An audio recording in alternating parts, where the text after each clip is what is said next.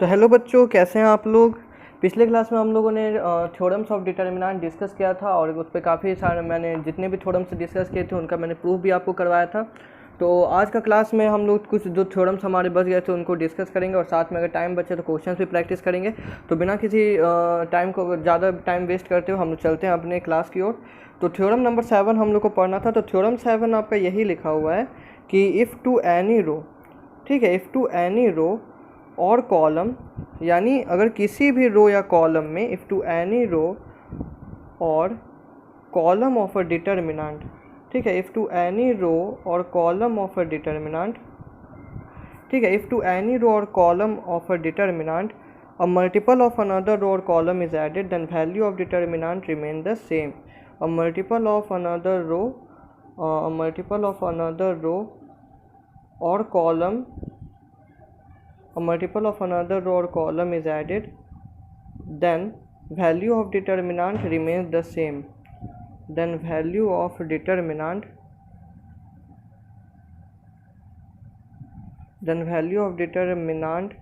remains same. अब इस theorem का क्या मतलब है कि इफ़ टू एनी रो, यानी अगर किसी भी रो में और कॉलम ऑफ ए डिटर्मिनेंट या किसी भी कॉलम में a multiple of another row, अगर किसी अनदर रो का कोई मल्टीपल या किसी अनदर रो का अनदर कॉलम का मल्टीपल अगर ऐड किया जाता है तो डिटर्मिनेंट का वैल्यू सेम होता है। ठीक है, यानी इफ़ टू एनी रो, यानी किसी भी रो में या कॉलम में किसी डिटर्मिनेंट का अगर किसी दूसरे रो का मल्टीपल ऐड किया जाए या किसी दूसरे कॉलम का मल्टीपल ऐड किया जाए तो वैल्यू ऑफ डिटर्मिनेंट सेम रहता है, वो नहीं बदलता है। जैसे कि मैं आपको एग्जांपल देता हूँ। जैसे यहाँ पे मान लीजिए हम लोग का जो डिटर्मिनेंट है डेल्टा, वो ये दिया हुआ है a1 b1 और यहाँ पे c1 दिया गया है। उसके बाद हम लोग का यहाँ पे दिया हुआ है आपका a2 b2 और c2, ठीक है। उसके बाद हम लोग का यहाँ पे दिया हुआ है a3 b3 और यहाँ पे दिया हुआ है c3। और ये मैंने एक नया डिटर्मिनेंट बनाया डेल्टा डैश, ठीक है। और ये मैंने कैसे बनाया है, तो ये मैंने कैसे बनाया है ना कि मैं फर्स्ट रो में थर्ड रो का कुछ मल्टीपल ऐड करूँगा। ठीक है, ध्यान से सुनो बच्चों, मैं फर्स्ट रो में थर्ड रो का कुछ मल्टीपल ऐड कर दूँगा। जैसे मान लीजिए मैंने थर्ड रो को किसी कांस्टेंट k से मल्टीप्लाई किया, थर्ड रो के मतलब एलिमेंट्स को किसी कांस्टेंट k से मल्टीप्लाई किया और उनको कॉरस्पॉन्डिंगली फर्स्ट रो के एलिमेंट से ऐड कर दिया। जैसे a1 प्लस के a3 हो जाएगा, ये हो जाएगा आपका b1 प्लस के b3 और ये हो जाएगा आपका c1 प्लस के c3।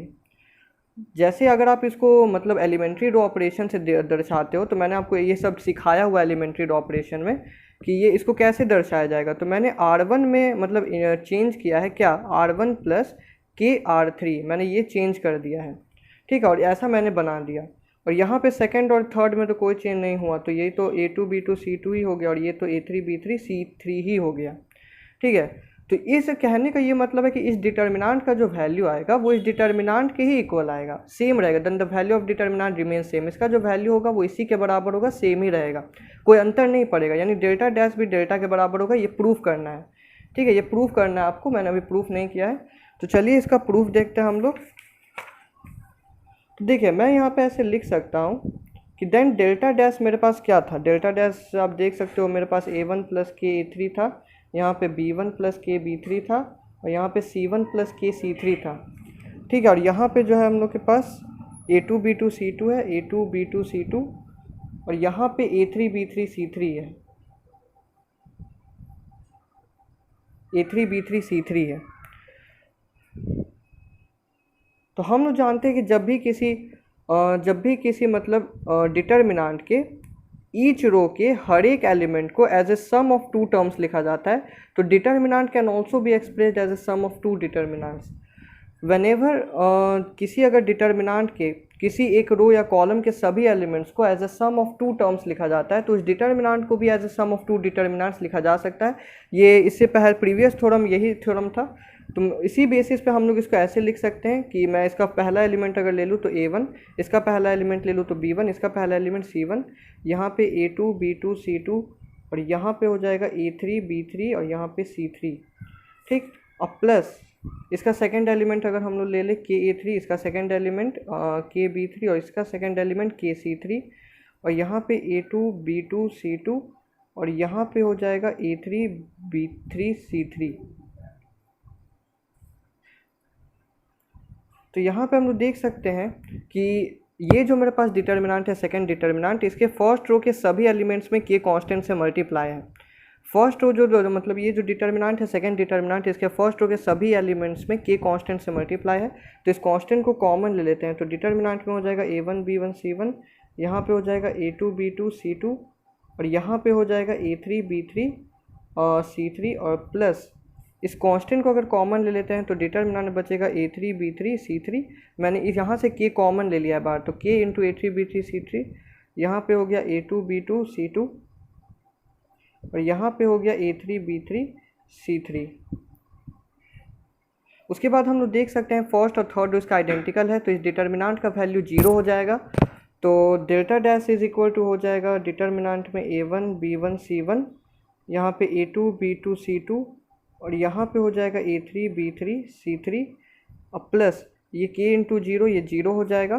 तो delta dash is equal to आ जाएगा a1 b1 c1, यहाँ पे a2 b2 c2, और यहाँ पे हो जाएगा a3 b3 c3। ठीक है, यानी ये जो डिटर्मिनेंट हम लोग का आ गया, अब देख सकते हो इसका वैल्यू मतलब ये जो फर्स्ट हम लोग का डिटर्मिनेंट था डेल्टा, उसी के इक्वल आया। ठीक है, hence delta dash is equal to delta ही हो गया, तो वैल्यू ऑफ डिटर्मिनेंट सेम रह गया, उसमें कोई अंतर नहीं आया। हिंस हम लोग का थ्योरम जो है वो प्रूव्ड हो चुका है, हिंस प्रूव्ड। इसके बाद जो नेक्स्ट थ्योरम हम लोग का दिया गया है वो थ्योरम नंबर 8 है। तो थ्योरम नंबर 8 को यहाँ पे डिस्कस करते हैं। थ्योरम नंबर 8, तो थ्योरम नंबर 8 यहाँ पे मैं पहले नोट कर लेता हूँ। तो हमने यहाँ पे थ्योरम 8 लिख लिया है। तो थ्योरम 8 में यही लिखा हुआ है कि the sum of the products of elements of any row. ठीक है, यहाँ पे ये लिखा हुआ है कि the sum of the products of elements of any row और column of a determinant with cofactors of corresponding elements of any other row और कॉलम में 0। इसका ये मतलब है कि जैसे मेरे पास कोई डिटर्मिनेंट है, तो इसमें ये लिखा हुआ है कि the sum of the products of elements of any row, यानी जो प्रोडक्ट होगा, ठीक है, किसी भी रो के एलिमेंट्स का या किसी भी कॉलम के एलिमेंट्स का ऑफ अ डिटर्मिनेंट, किसके साथ प्रोडक्ट होगा, को फैक्टर के साथ of corresponding elements of any other row और कॉलम, तो उनका जो सम होगा आपस में वो 0 होगा। तो देखिए, इसका ये कहने का मतलब है कि जैसे मेरे पास कोई एक डिटर्मिनेंट है जिसमें मेरे पास मान लीजिए कि फर्स्ट रो है, तो फर्स्ट रो में मेरे पास एलिमेंट्स होंगे, फिर सेकेंड रो में मेरे पास एलिमेंट्स होंगे। अगर हम लोग फर्स्ट रो के एलिमेंट्स को, ठीक है, विथ कॉरस्पॉन्डिंग अनदर रो, जैसे सेकेंड रो के एलिमेंट्स के को फैक्टर के साथ अगर मल्टीप्लाई कर देते हैं, फिर उनको ऐड कर देते हैं आपस में, तो वो जो सम होगा वो 0 होगा। जैसे कि इसको यहाँ पे मैं समझाता हूँ। जैसे हम लोग के पास मान लीजिए कोई एक डिटर्मिनेंट है, ठीक है, हम लोग के पास जैसे मान लीजिए कोई डिटर्मिनेंट है, यहाँ पे a11, यहाँ पे a12, यहाँ पे a13, यहाँ पे a21, यहाँ पे a22, यहाँ पे a23, और यहाँ पे 31, यहाँ पे 32, और यहाँ पे 33। जैसे ये हम लोग के पास एक डिटर्मिनेंट है, तो थ्योरम ये कह रहा है कि the sum of the products of elements of any row और column of a determinant with cofactors of corresponding elements of any other row और कॉलम में 0। जैसे कि अगर हम लोग यहाँ पे फर्स्ट रो ले लेते हैं और सेकेंड रो ले लेते हैं, तो अगर हम लोग जैसे यहाँ पे हम फर्स्ट रो के एलिमेंट्स को ले लेते हैं, तो मेरे पास फर्स्ट रो का पहला एलिमेंट है a11, और इसको मैंने मल्टीप्लाई कर दिया को फैक्टर से। किसके को फैक्टर से? दूसरे किसी रो के कॉरस्पॉन्डिंग एलिमेंट के को फैक्टर से। ठीक है, इस a11 को हमने मल्टीप्लाई कर दिया दूसरे किसी रो के, यानी या तो सेकेंड रो या तो थर्ड रो के कॉरस्पॉन्डिंग एलिमेंट के को फैक्टर से। यानी मान लीजिए मैं सेकेंड रो के को फैक्टर से मल्टीप्लाई अगर कर दूं, तो a11 इंटू c21 प्लस यहाँ पे a12 जो फर्स्ट रो का ये वाला एलिमेंट है, ठीक, इसके कॉरस्पॉन्डिंग में अगर इस रो का हम लोग एलिमेंट देखें तो ये है, तो इसके को फैक्टर से अगर हम लोग मल्टीप्लाई कर दे c22, ठीक, प्लस इस एलिमेंट को a13 को अगर हम लोग मल्टीप्लाई कर दे इस सेकेंड रो के इसके कॉरस्पॉन्डिंग एलिमेंट के को फैक्टर से, यानी c23 से, तो इसका जो सम होगा वो 0 आएगा। यही ये थ्योरम कह रहा है। तो यहाँ पे हमने फर्स्ट रो का एलिमेंट्स लिया और उसको मल्टीप्लाई कर दिया सेकेंड रो के एलिमेंट्स के कॉरस्पॉन्डिंग कोफैक्टर से। इसी तरह अगर हम लोग फर्स्ट रो का एलिमेंट्स लेंगे और उसको मल्टीप्लाई कर देते सेकेंड थर्ड रो के कॉरस्पॉन्डिंग एलिमेंट्स के कोफैक्टर से, तब भी ये क्या होता, सम जीरो होता। तो ये थ्योरम यही बोल रहा है, जैसे A11 into C31 plus A12 into C32 plus A13 into C33, ये भी जीरो होगा। ठीक उसी तरह अगर हम लोग फर्स्ट कॉलम के एलिमेंट्स को सेकंड कॉलम के कॉरस्पॉन्डिंग एलिमेंट्स के कोफैक्टर से मल्टीप्लाई करके उनको आपस में सम कर दे तो उसका सम भी जीरो आएगा। जैसे A11 इंटू C12 फिर प्लस A21 इंटू C22, ठीक है, प्लस A31 इंटू C32, तो इसका सम भी जीरो होगा। ठीक है, अब ये इसी थ्योरम को हम लोग को प्रूव करना है। थ्योरम आप लोग समझ गए कि थ्योरम क्या कह रहा है। अब इस थ्योरम को प्रूव करना है, तो जैसे हम लोग को एक रिजल्ट कंसीडर करते हैं, चलिए हम लोग इसको प्रूव करते हैं। ये जो हम लोग के पास फर्स्ट वाला रिजल्ट है, हम लोग सॉरी यहाँ पे मैंने देखा नहीं, यहाँ पे जो हम लोग का फर्स्ट वाला रिजल्ट है इसको हम लोग प्रूव कर लेते हैं। A11 into C21, A11 into C21, तो हम लोग को ये प्रूव करना है अभी A11 into C21 plus A12 into C22 plus A13 into C23 is equal to zero. यही है A13 into C23 is equal to zero. तो हम लोग को ये रिज़ल्ट अब प्रूव करना है। ठीक है, तो चलिए इस रिज़ल्ट को हमने यहाँ पे प्रूव करते हैं।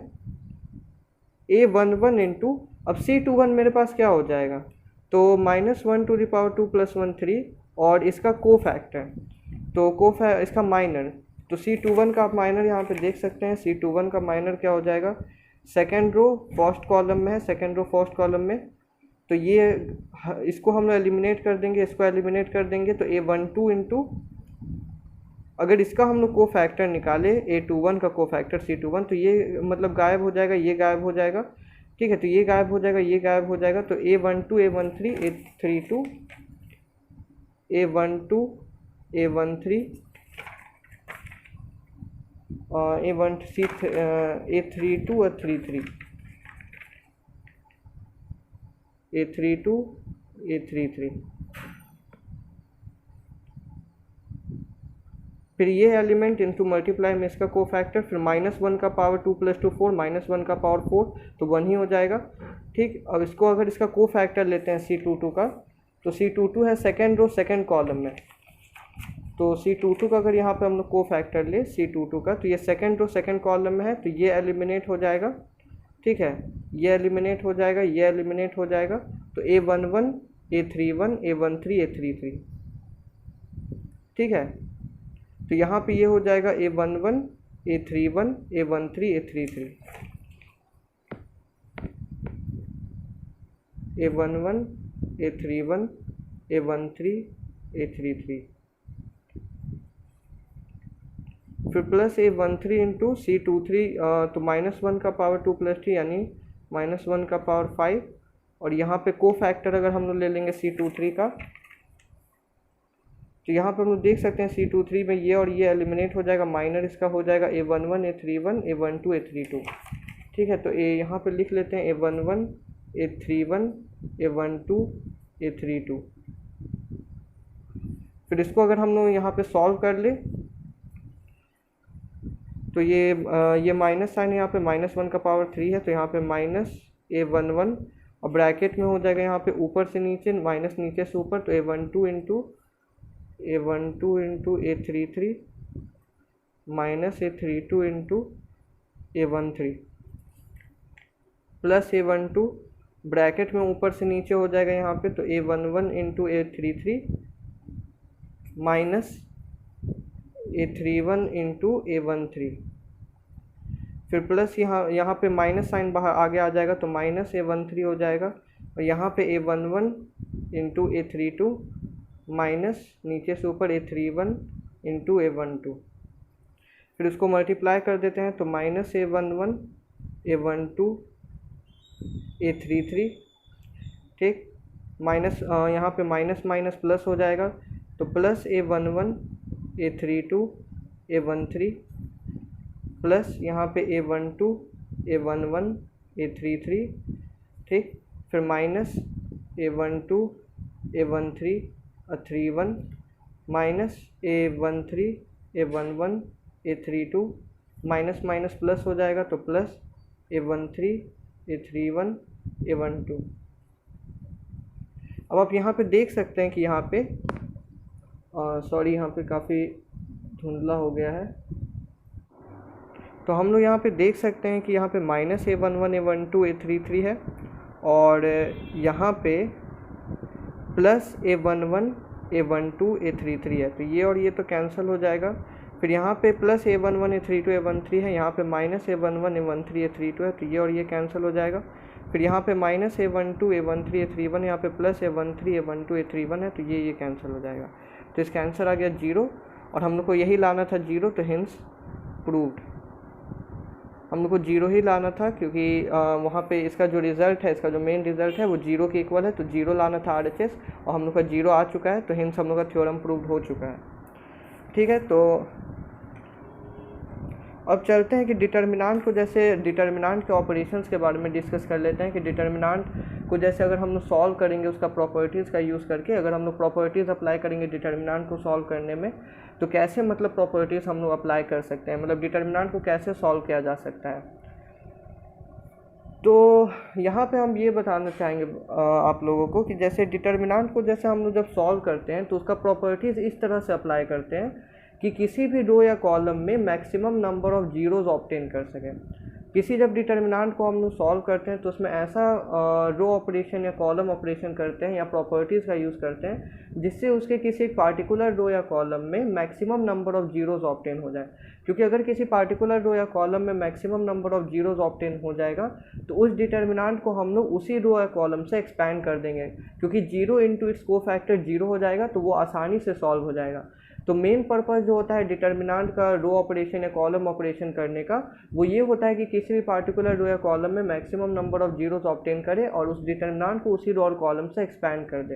ठीक है, अब डिटर्मिनांट में भी काफ़ी सारे ऑपरेशंस होते हैं, जैसे हम लोग किसी भी कॉलम को जैसे मैंने आपको एलिमेंट्री रो ऑपरेशन सिखाया था, एलिमेंट्री कॉलम ऑपरेशन सिखाया था, ठीक उसी तरह यहाँ पे डिटर्मिनांट में भी ऑपरेशन होता है, सिमिलर ऑपरेशन होता है। जैसे मान लीजिए जैसे हम लोग एलिमेंट्री रो ऑपरेशन में हम लोग का पहला ऑपरेशन था कि हम लोग किसी एलिमेंट्री रो ऑपरेशन में जो हम लोग का पहला ऑपरेशन हुआ करता था वो ये था कि हम लोग किसी भी रो को किसी कांस्टेंट से मल्टीप्लाई कर सकते हैं। तो यहाँ पे भी हम लोग किसी भी रो या किसी भी कॉलम को किसी कांस्टेंट से मल्टीप्लाई कर सकते हैं। जैसे अगर हम लोग फर्स्ट रो के सभी एलिमेंट को 2 से मल्टीप्लाई कर देते हैं या किसी कांस्टेंट k से मल्टीप्लाई कर देते हैं तो उसको हम लोग ऐसे डिनोट करते हैं R1 single arrow sign KR1। या हम लोग सेकेंड कॉलम के जैसे हम लोग मान लीजिए किसी कॉलम के हर एक एलिमेंट को किसी एक कांस्टेंट k से मल्टीप्लाई कर सकते हैं। तो जैसे हम लोग थर्ड कॉलम के हर एक एलिमेंट्स को किसी कांस्टेंट k से मल्टीप्लाई किए तो हम लोग उसको ऐसे रिप्रेजेंट करेंगे C3 single arrow sign KC3। ठीक उसी तरह ये तो हो गया हम लोग का। अब हम लोग यहाँ पे डिटर्मिनांट में क्या है, डिटर्मिनांट में जैसे हम लोग रो ऑपरेशन और कॉलम ऑपरेशन कर सकते हैं और हम लोग और भी काफ़ी सारे रो ऑपरेशन और कॉलम ऑपरेशन कर सकते हैं।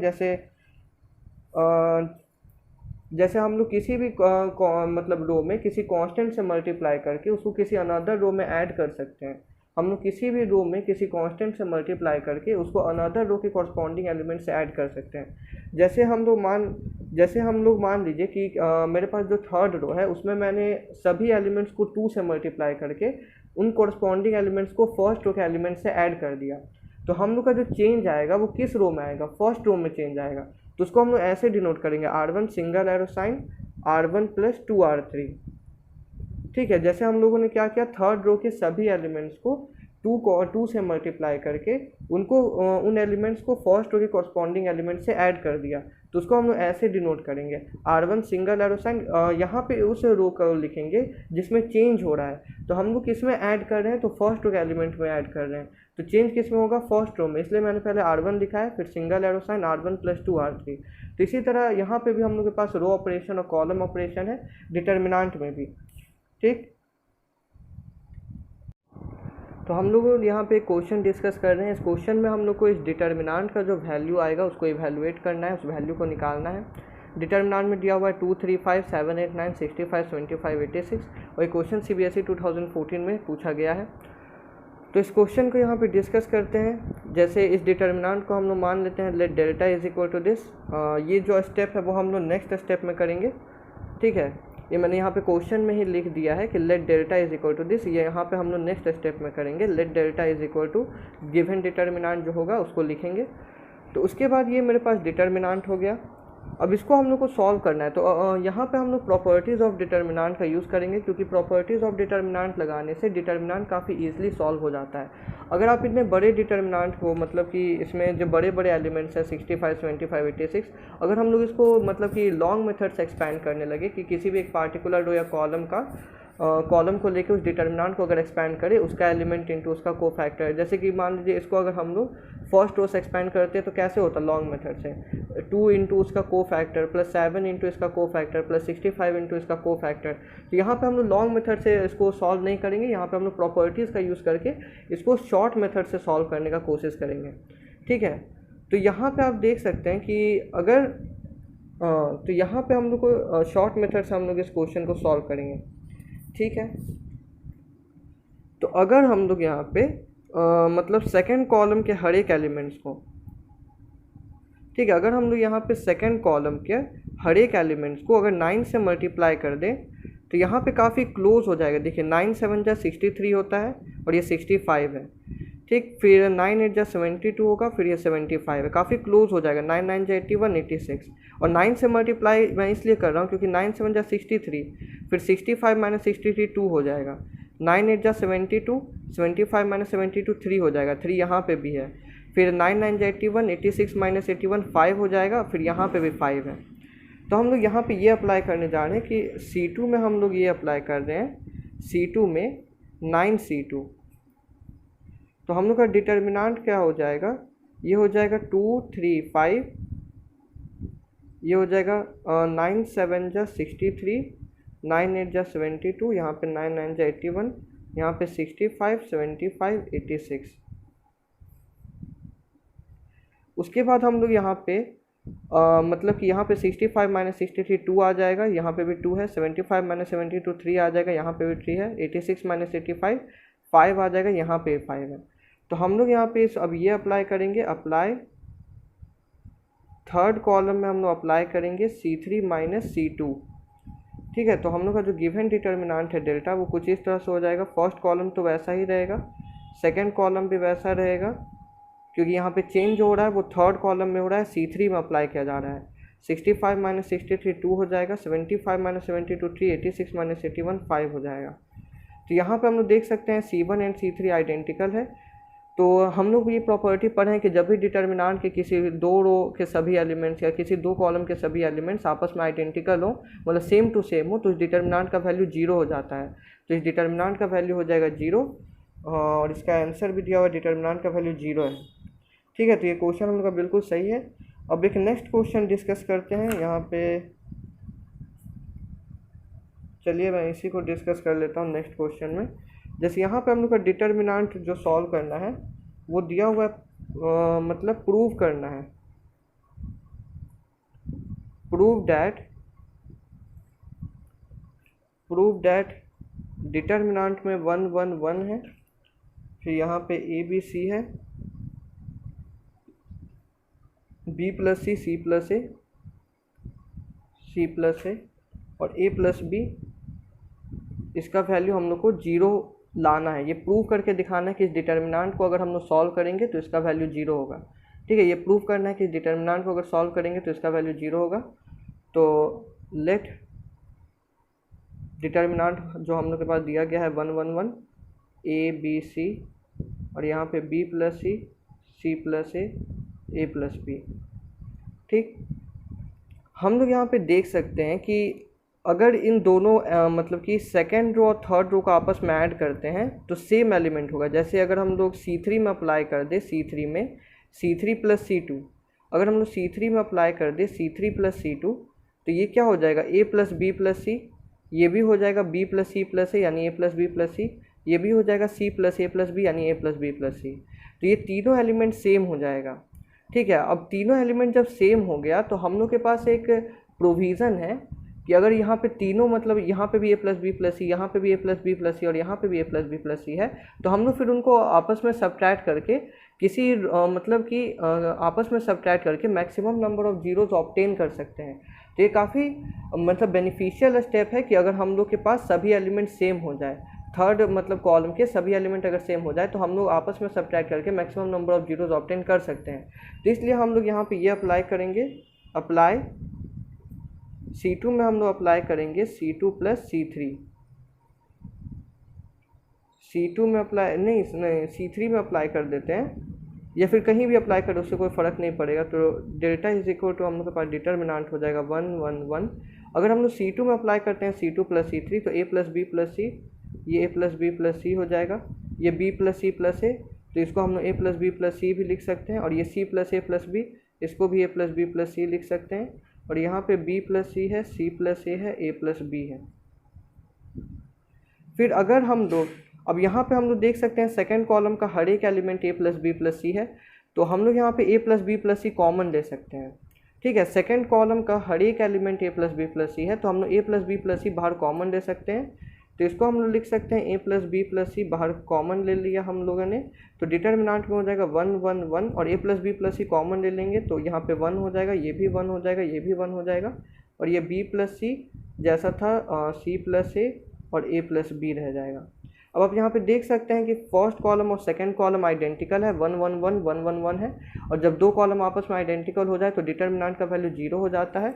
तो इसका वैल्यू हो जाएगा a plus B plus C multiply में 0 इज इक्वल टू 0, और यहाँ पे हम लोग का प्रूफ हो गया, RHS भी 0 आ गया और 0 ही लाना था, तो ये रिजल्ट हम लोग का प्रूफ हो चुका है। अब हम लोग यहाँ पे एक नेक्स्ट क्वेश्चन कंसिडर करते हैं। क्वेश्चन हम लोग का दिया हुआ है इफ ओमेगा, ठीक है, omega is a complex cube root of unity, if omega is a complex cube root of unity, if omega is a complex cube root of unity, prove that, तो prove that जो एक determinant हम लोग को यहाँ पे दिया गया है, ये यहाँ पे 1 है, यहाँ पे ओमेगा है, यहाँ पे ओमेगा स्क्वायर है, ठीक है, यहाँ पे ओमेगा है, यहाँ पे ओमेगा स्क्वायर है, यहाँ पे 1 है, ठीक, ये ओमेगा स्क्वायर है, ये 1 है, ये ओमेगा है, इसका वैल्यू 0 आएगा, ये हम लोग को प्रूफ करना है। तो यहाँ पे मैं आपको बतला देना चाहता हूँ कि 11th में हम लोग को एक कॉम्प्लेक्स नंबर एक चैप्टर पढ़ना है, उस कॉम्प्लेक्स नंबर में हम लोग को ये भी पढ़ना है क्यूब रूट ऑफ यूनिटी के बारे में। तो इसमें जिन बच्चों ने पढ़ा है उसमें तो काफ़ी अच्छे समझ में आ जाएगा कि ये क्वेश्चन कैसे सॉल्व होगा, और जिन्होंने नहीं पढ़ा है वो प्लीज़ आके पढ़ लीजिए। मैं वैसे 11th के वीडियोस भी बनाऊंगा कॉम्प्लेक्स नंबर पे भी, तो जब मैं बनाऊंगा तो प्लीज़ आप उन्हें पढ़ लीजिएगा।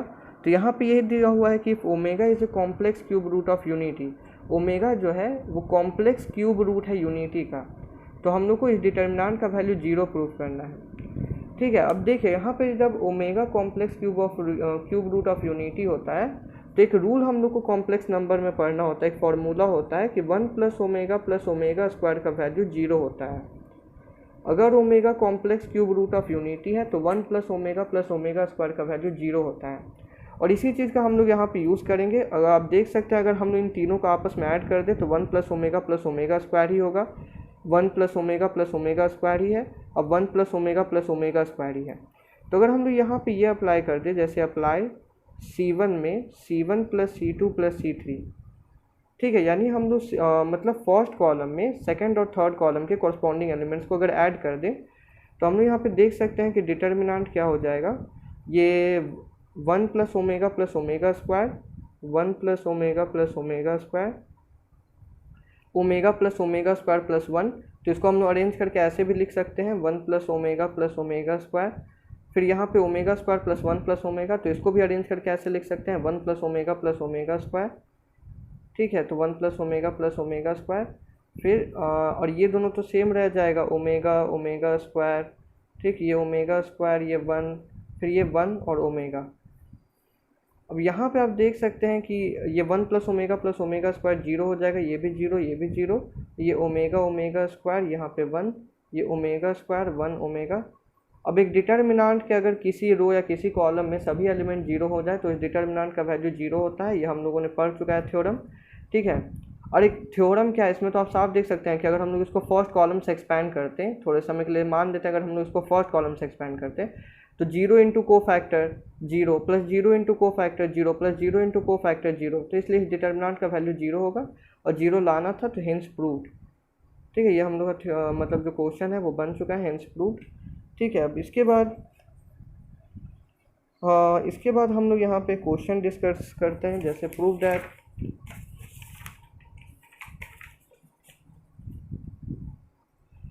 क्वेश्चन यहाँ पे ये दिया हुआ है कि प्रूव दैट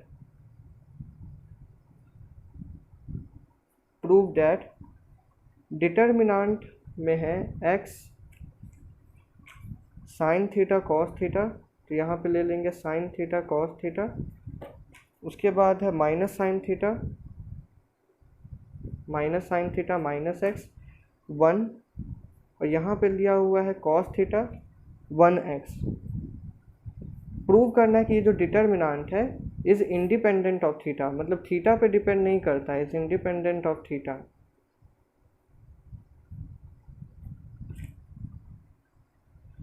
देखिए अब इस क्वेश्चन का क्या मतलब है कि इस डिटर्मिनांट को हम लोग को प्रूव करना है कि ये इंडिपेंडेंट है ऑफ थीटा, यानी अगर इस डिटर्मिनांट को हम लोग सॉल्व करें तो वो जो वैल्यू आ रहा है वो थीटा पे डिपेंड नहीं करता है, हम लोग को ये प्रूव करना है। प्रूव डैट ये जो डिटर्मिनांट में दिया गया है इज इंडिपेंडेंट ऑफ थीटा, यानी इस डिटर्मिनांट का जो वैल्यू हम लोग सॉल्व करते हैं, इवैल्यूएट करते हैं इस डिटर्मिनांट को, तो जो वैल्यू आता है वो थीटा पे डिपेंड नहीं करता है, ये प्रूव करना है। तो चलिए यहाँ पे प्रूव करते हैं सॉल्यूशन। तो let delta is equal to given determinant x minus sine theta cos theta sine theta minus x 1 cos theta 1x। तो अब इस डिटर्मिनांट में हम लोग देख सकते हैं कि कोई भी प्रॉपर्टीज़ लगाने पे फ़ायदा नहीं होगा। जैसे यहाँ पे अगर हम लोग ट्राई करें कि किसी रो या किसी कॉलम में हम लोग maximum number of zeros obtain कर दे कुछ मतलब कि रो ऑपरेशन करके, तो वो नहीं हो पा रहा है। जैसे अगर हम लोग मतलब इस दोनों कॉलम में भी देखें, ठीक है, अगर हम लोग मतलब इस दोनों कॉलम को आपस में ऐड करें या सब्ट्रैक्ट करें, यहाँ मतलब यहाँ पे किसी भी रो या कॉलम को आपस में ऐड सब्ट्रैक्ट कर रहे हैं हम लोग, तो मतलब कुछ ऐसा नहीं हो रहा है कि उसमें जीरोस हो जाए। जैसे अगर हम लोग इसमें से इसको सब्ट्रैक्ट करें x minus cos theta, zero नहीं होगा, sign theta minus 1 cos theta minus x minus minus sine theta x plus sine theta plus x cos theta plus 1, zero कहीं नहीं हो रहा है।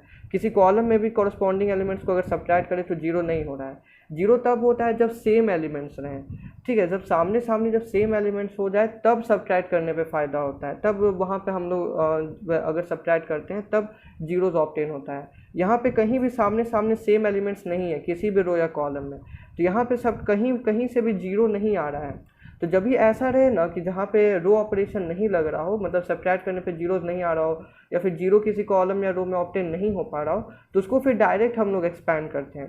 तो यहाँ पे भी इस डिटर्मिनांट को हम लोग डायरेक्ट एक्सपैंड करेंगे अपने प्रीवियस रूल के अकॉर्डिंग, जैसे हम लोग पहले एक्सपैंड किया करते थे वैसे ही हम लोग एक्सपैंड करेंगे, ठीक है। तो अगर हम लोग इसको फर्स्ट रो से एक्सपैंड कर दें तो x मल्टीप्लाई में इसका को फैक्टर, और ये किस पोजीशन पे है, फर्स्ट रो फर्स्ट कॉलम, तो -1 का पावर 1 + 1 2, और इसका मतलब माइन है, तो ये गायब हो जाएगा, ये गायब हो जाएगा, -x × x यानी -x² -1 × 1 यानी -1, ठीक। फिर दिस एलिमेंट इंटू इसका को फैक्टर, तो प्लस साइन थीटा, और ये किस पोजीशन पे है, -1 फर्स्ट रो में सेकंड कॉलम में, 1 + 2 3, और इसका ये गायब हो जाएगा, ये गायब हो जाएगा, तो minus sine theta into x यानी -x साइन थीटा, ठीक है। अब माइनस कॉस थीटा इंटू 1 यानी माइनस कॉस थीटा, ठीक। फिर प्लस दिस एलिमेंट इंटू इसका को फैक्टर, तो कॉस थीटा, और यहाँ पे -1 का पावर फर्स्ट और थर्ड कॉलम में 1 + 3 4, और यहाँ पे ये गायब हो जाएगा, ये गायब हो जाएगा, यानी minus sine theta into 1 minus sine theta minus cos theta into -x, तो प्लस x कॉस थीटा, ठीक। अब इसको अगर हम लोग आपस में सॉल्व कर ले, -1 का स्क्वायर 1 ही हो जाएगा, तो x ब्रैकेट में -x² -1 का क्यूब -1 हो जाएगा, तो माइनस साइन थीटा ब्रैकेट में -x sign theta minus cos theta, -1 का पावर 4 1 ही हो जाएगा, तो यहाँ पे प्लस कॉस थीटा ब्रैकेट में minus sine theta plus x cos theta. तो अगर हम लोग इसको आपस में मल्टीप्लाई कर ले x into minus x square तो minus x cube minus x minus minus plus हो जाएगा x sine theta sine square theta, ठीक है, माइनस माइनस प्लस हो जाएगा साइन थीटा कॉस थीटा, और यहाँ पे प्लस माइनस माइनस हो जाएगा साइन थीटा कॉस थीटा या कॉस थीटा साइन थीटा, फिर प्लस प्लस प्लस ही रहेगा एक्स कॉस स्क्वायर थीटा। तो हम लोग यहाँ पे देख सकते हैं minus sine theta plus sign theta cos theta, तो ये दोनों कैंसिल हो जाएगा। फिर यहाँ पे minus x cube minus x plus, अगर यहाँ पे इस दोनों में या फिर चलिए पहले x sign square theta plus x cos square theta, minus x cube minus x है तो minus x cube minus x, यहाँ पे अगर हम लोग एक्स कॉमन ले लें यहाँ से तो एक्स कॉमन ले लिया तो ब्रैकेट में हो गया sign square theta plus cos square theta, ठीक। तो यहाँ पे minus x cube minus x plus x हो जाएगा, क्योंकि ब्रैकेट में sign square theta plus cos square theta है जिसका वैल्यू 1 होता है। फिर minus x plus x cancel हो जाएगा तो माइनस एक्स क्यूब। अब देख सकते हैं इस डिटर्मिनेंट को सॉल्व करने पे जो वैल्यू आ रहा है वो है minus x cube which is independent of theta. तो हिंस हम लोग का ये रिजल्ट प्रूव्ड हो चुका है, ठीक। तो यहाँ पे हम लोग एक नेक्स्ट क्वेश्चन डिस्कस करने जा रहे हैं जिसमें हम लोग को दिया हुआ है ना कि विदाउट एक्सपैंडिंग द डिटर्मिनेंट, यानी इस डिटर्मिनेंट को एक्सपैंड किए बिना हम लोग को ये प्रूफ करना है कि ये जो डिटर्मिनेंट का जो वैल्यू है वो 0 आएगा, ठीक है। मैं एक बार फिर से क्वेश्चन बोल देता हूँ। क्वेश्चन में दिया गया है without expanding the determinant prove that कि इस डिटर्मिनेंट का वैल्यू 0 होगा, यानी इस डिटर्मिनेंट को एक्सपैंड किए बगैर हम लोग को प्रूव करना है कि इस डिटर्मिनेंट का वैल्यू 0 होगा। तो डिटर्मिनेंट को एक्सपैंड किए बगैर हम लोग कैसे प्रूव करेंगे, तो जहाँ पे हम लोग को कुछ रो ऑपरेशंस करना है और कॉलम ऑपरेशंस करना है और तब उसी से हम लोग को प्रूव कर देना है कि इस डिटर्मिनेंट का वैल्यू 0 होगा, ठीक है। हम लोग यहाँ पे कुछ रो ऑपरेशंस ऐसे अप्लाई करेंगे और कॉलम ऑपरेशंस, और उन्हीं के बेसिस पर हम लोग प्रूव कर देंगे कि इस डिटर्मिनेंट का वैल्यू 0 होगा। इस डिटर्मिनेंट को एक्सपैंड नहीं करना है यहाँ पे। तो आप यहाँ पे देख सकते हैं कि जैसे यहाँ पे हम लोग एक चीज़ यहाँ पे कॉमन है कि जैसे a 2a 4a है, ठीक है, 2a 3a 5a है, 3a 4a 6a है, यानी a तो सब में बदल रहा है। यहाँ पे a है, फिर यहाँ पे 2a है, यहाँ पे 4a है, यहाँ पे फिर 2a है, यहाँ पे 3a, यहाँ पे 5a है, यहाँ पे 3a है, यहाँ पे 4a, यहाँ पे 6a है। तो a में तो अलग अलग मतलब कोएफिशिएंट है a के साथ, ठीक है, लेकिन b में सब सेम ही है, b b b है, यहाँ पे भी b b b है, यहाँ पे b b b है।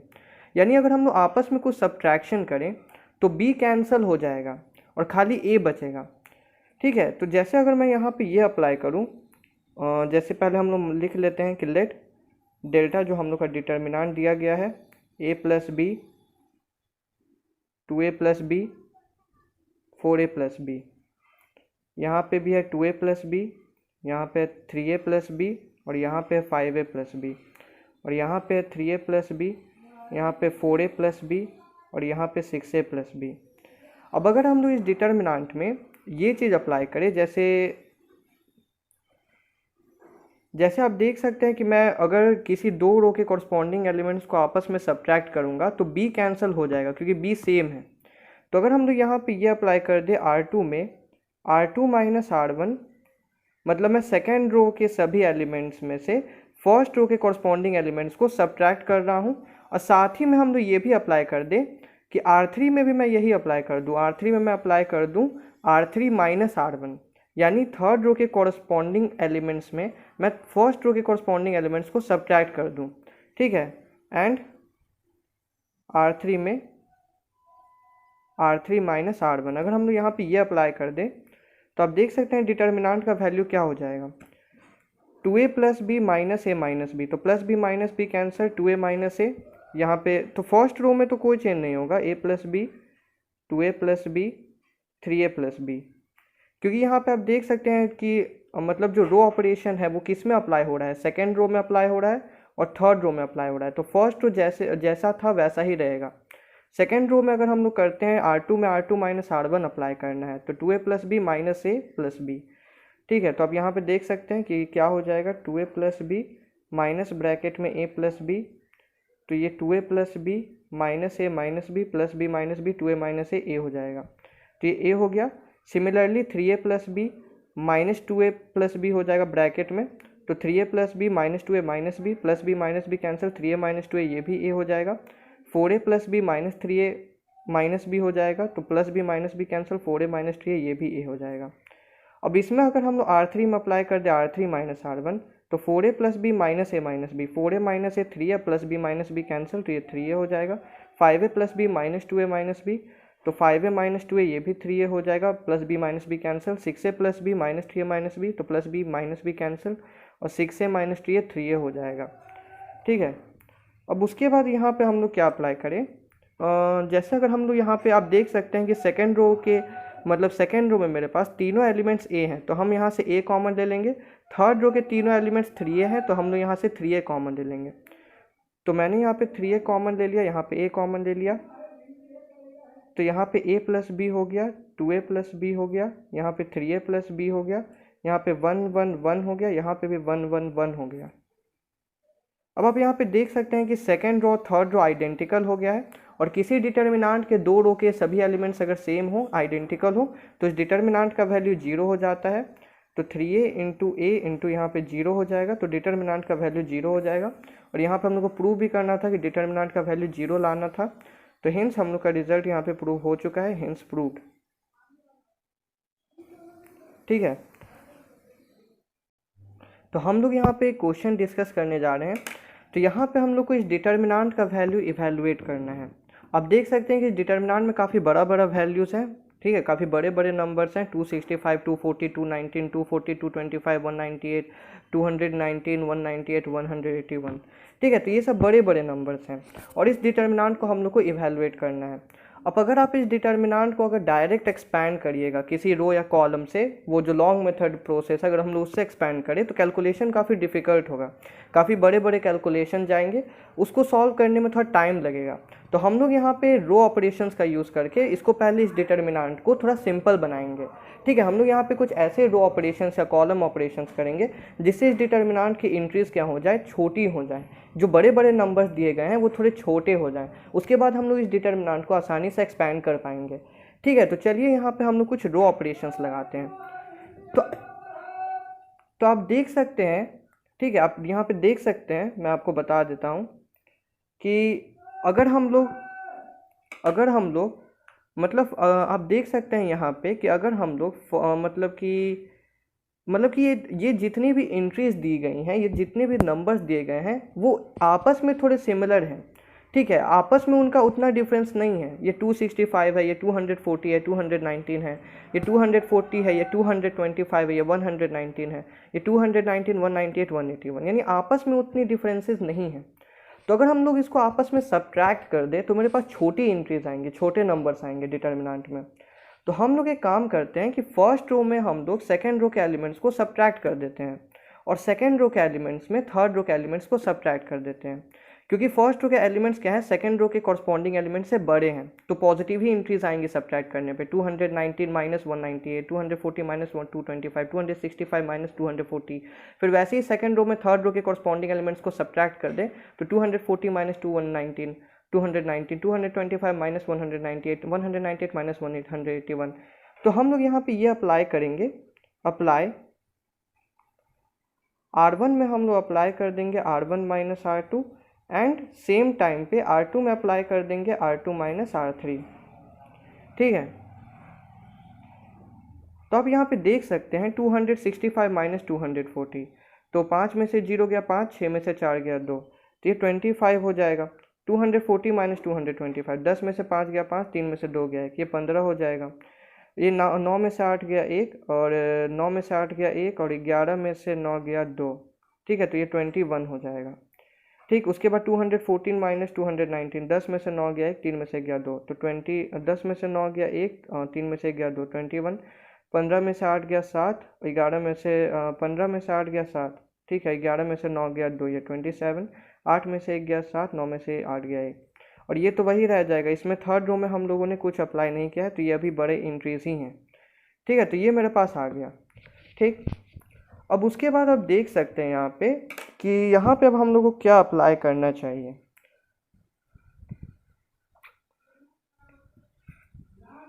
तो देखिए, अब हम लोग के पास क्या है, थर्ड रो के एंट्री सब बड़ी बड़ी नंबर है। थर्ड रो में मेरे पास बड़े बड़े नंबर्स हैं, तो मुझे थर्ड रो के नंबर्स को अब छोटा करना है।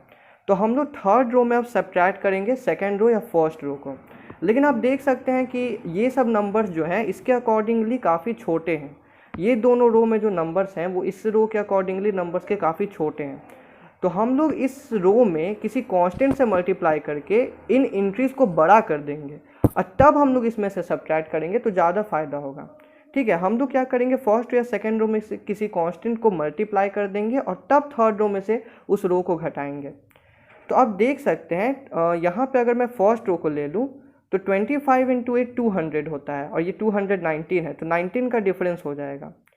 15 इंटू 8 अगर हम लोग करें तो 15 इंटू 8 मेरे पास 8 5 जो 40 120 हो जाता है।